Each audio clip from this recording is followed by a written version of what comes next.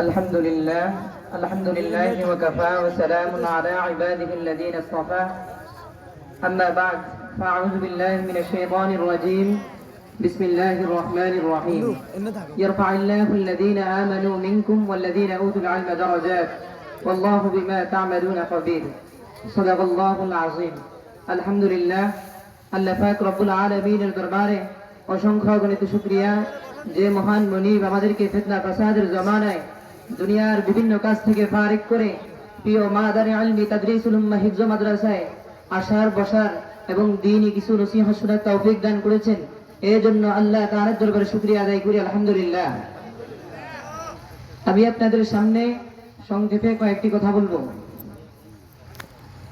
দেশের প্রেক্ষাপট নিয়ে কয়েকটি কথা বলবো। আমি ছাত্র জনতাকে বলতে চাই, এখন তো মনে করেন যে দ্বীনের কথা বললে, কোরআন হাদিসের কথা বললে লাল গোলাপের সংবাদ দিবে, লাল গালিচার সংবাদ দিবে। এটা নাও হতে পারে। যোগে যোগে কিছু তাগুত আছে যারা নবীদেরকে কষ্ট দিয়েছে, যারা নবীদের উপর জুলুম করেছে, ওলামায়ে কেরামের উপর জুলুম করেছে, ওলামায়ে কেরামকে কষ্ট দিয়েছে। আমি বলি খেয়াল করেন, বুঝার চেষ্টা করেন, যারা ওলামায়ে কেরামদেরকে কষ্ট দিয়েছে, যারা ওলামায়ে কেরামের উপর অত্যাচার করেছে, আপনি তাদের বিরুদ্ধে আপনি আন্দোলন করুন। আমি তো বলি, পরিষ্কার বলি, আমরা বাংলাদেশের রিজার্ভ ফোর্স, আমরা মুসলমানদের রিজার্ভ ফোর্স, আমরা দেশের প্রয়োজনে যখন কোনো বাহিনী দেশ রক্ষার জন্য দাঁড়িয়ে যাবে, যখন কোনো বাহিনী ইসলাম রক্ষার জন্য দাঁড়িয়ে যাবে, আমি জানি না আমার গোত্র বাংলাদেশ জাতিরা তারা কতটুকু দেশ রক্ষা করতে পারবে।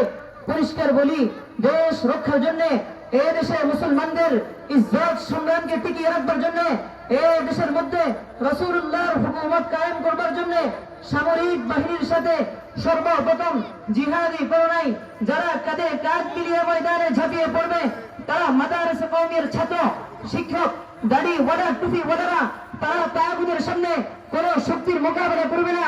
তারা তাগুদের সামনে দাঁড়িয়ে যাবে, দুনিয়ার কোনো শক্তির পরোয়া করবে না। তাদের সামনে সকল পরাশক্তি হাতে বাধ্য হবে।